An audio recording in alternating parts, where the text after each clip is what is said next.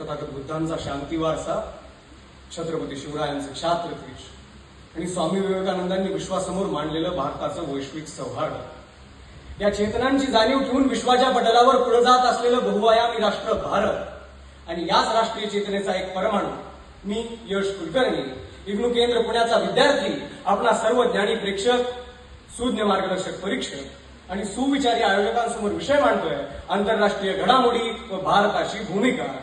नमस्कार. चाणक्यांनी संधी, विग्रह, यान, आसन, समष्ट, गतिभाव अशी परराष्ट्र धोरणांची तत्वे मांडली.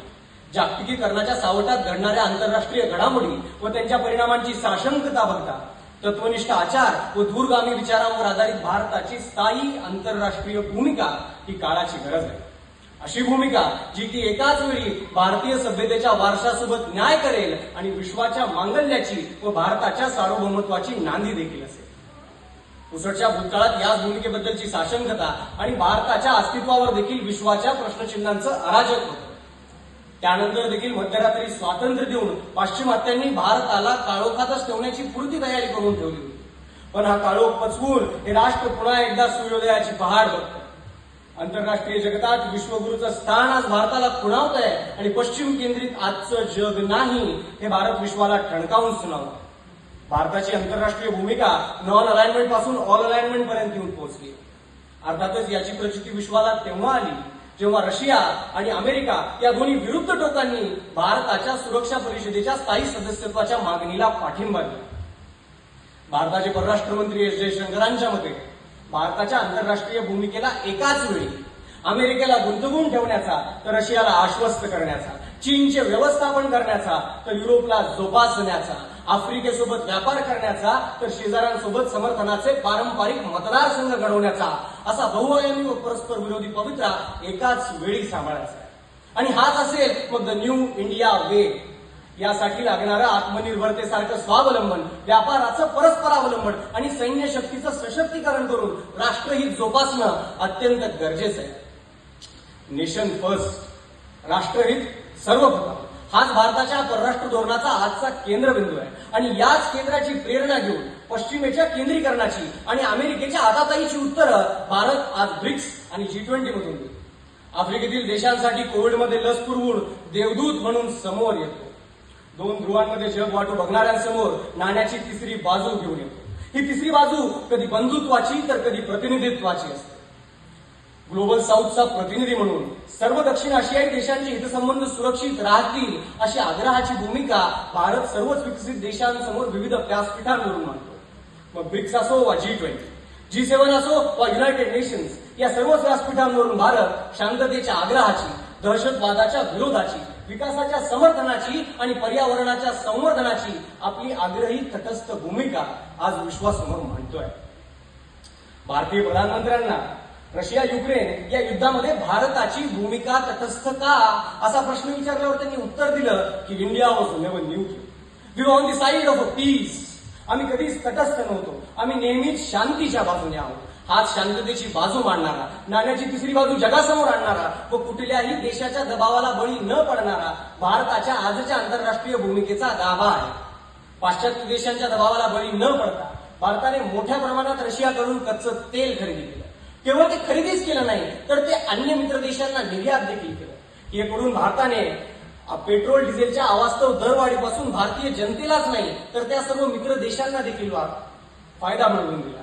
अर्थातच त्या सर्व देशांनी याची परतफेड मागील महिन्यात UN मध्ये केलेली आपल्या सर्वांना दिसून आली. याच युनायटेड नेशन्स जनरल असेंब्लीमध्ये भारतीय प्रधानमंत्र्यांनी भारत हा मानवतावादी विश्वाचा पाईक असेल आणि आंतरराष्ट्रीय पटलावर विश्वबंधूची भूमिका स्वीकारेल असं आवाहन समग्र विश्वाला केलं. याच बंधुत्व आणि शांतीशौर्य पुरस्कृतीच्या भूमिकेचा परिपाक म्हणून रशियाने युक्रेन युद्धविरामाच्या मध्यस्थीसाठी भारताचं नाव सुचवलंय. हा भारताच्या आंतरराष्ट्रीय मुत्सद्दी भूमिकेचा खूप मोठा विजय आहे. आणि तसेच विश्व आज भारताला केवळ चीनला पर्याय म्हणून नाही तर दक्षिण आशियाई देशांचा एक प्रतिनिधी म्हणून बघतं. हे देखील यातना आपल्याला सिद्ध होताना दिसतं. उत्तरेस साम्राज्यवादी चीन, पश्चिमेस दिवाळा निघालेला बंडखोर पाकिस्तान आणि जिथं नवा अराजक माजलाय असा बांगलादेश, अशा विघ्नसंतोषी निंदकांचा शेजार आपल्याला लाभलाय. ज्याला इंटेलिजन्सच्या भाषेमध्ये एक्सप्लॉइटिंग द फॉल्ट लाईन्स असं म्हणतात, ते करून हे शेजारी भारतामध्ये खलिस्तानी, मिझोस्तानी, अलिप्त काश्मीर अशा फुटीरतावादी चळवळींना पाठिंबा देतात. नेबरहूड फर्स्टने आपण किती जरी शेजार धर्म पाळला तरी या संबंधांमध्ये दगाफटकाच केला जातो. पण याची उत्तर भारत चीनला एलएसीवर जवानांच्या शौर्याने देतो, तर कधी व्यापारात धोरणात्मक करारांनी देतो.